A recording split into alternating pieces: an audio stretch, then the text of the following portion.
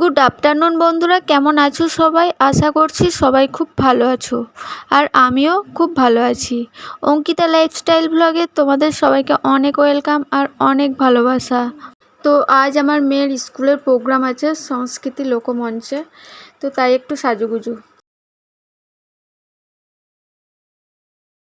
প্রাপ্তবয়স্কদের তুলনায় বাচ্চাদের ত্বক কিন্তু অনেক বেশি সেনসিটিভ হয়, তাই বাচ্চাদের মেকআপ করানোর আগে প্রাইমার লাগানো উচিত। আমি সবকে এটাই প্রোটেক্ট করব, তো তোমরাও সেটাই করবে। তো দেখতে পাচ্ছ আমার মেয়ের সাজ অনেকটা কমপ্লিট হয়ে এসছে। তো চলো তোমরা পুরো লুকটা দেখবার জন্য একটু ওয়েট করো।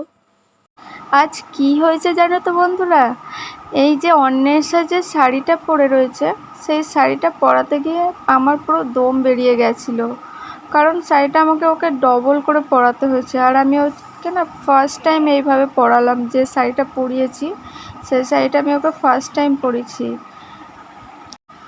এরপর ওর ঠাকুমা এসে বসলো ওর সাজুগুজু দেখার জন্য। তো এখন দেখতে পাচ্ছ আমার লিপস্টিক পরানো কমপ্লিট হয়ে গেছে। এরপর একবার ওর শাড়ি পরানোর আগের লুকটা একবার দেখে নাও।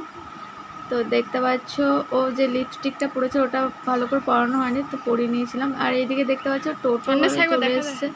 তো এরপর আমরা টোটোতে চেপে গেছি।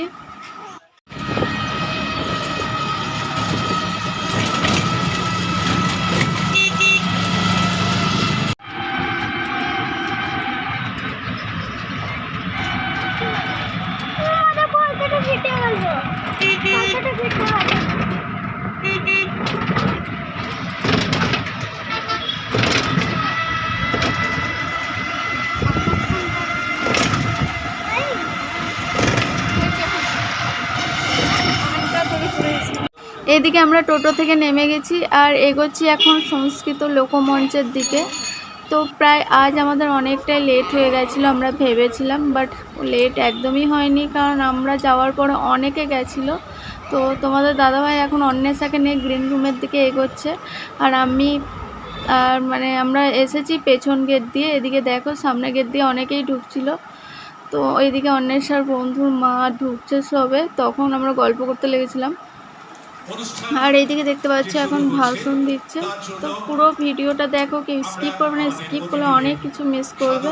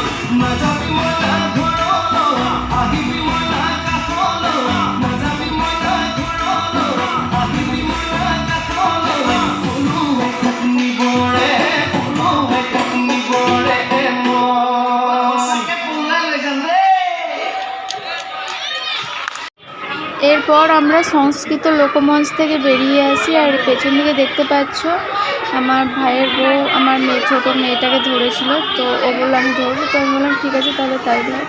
তো এদিকে দেখতে পাচ্ছ এই যে এই মঞ্চে আমরা এসেছিলাম আজকে। আর এদিককার পরিবেশটা খুব সুন্দর, তো আমার তো ভীষণই ভালো লেগেছিলো। তো চলো এরপর আমরা টোটোয় যাব।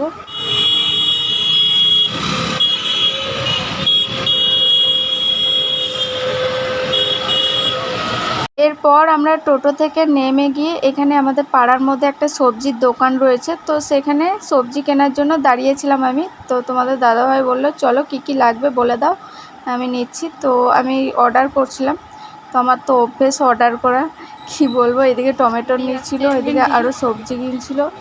তো চলো বাড়িতে গিয়ে কথা হবে তোমাদের সাথে। আর এইদিকে আমরা সবাই বাড়ি চলে এসেছি। এরপর এই যে পুচকুটাকে বিছানার মধ্যে শুয়ে দিয়েছি, কারণ ও অনেকক্ষণ কোলে ছিল, তো সেই জন্য বিরক্ত হচ্ছিল। সেই কারণে ওকে যেই আমি নিচে শুয়ে দিয়েছি ও চুপ করে গেছিলো।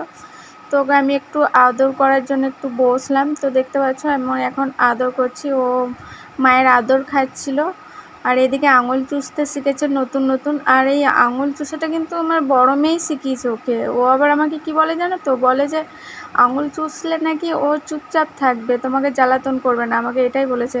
ও যেহেতু ছোটোবেলায় আঙুল চুষতো আর চুপচাপ থাকতো, ওকে এই গল্পগুলো শোনায়। তো সেই কারণে ও আমাকে বলছে ঠিক আছে তাহলে মা বুনুকেও আমি আঙুল চুষা। আমি একদিন দেখছি কি বলবো, একদিন দেখছি ও আঙুল চুষা শেখাচ্ছে ওকে। তো কেমন লাগলো ভিডিও, চলো টাটা।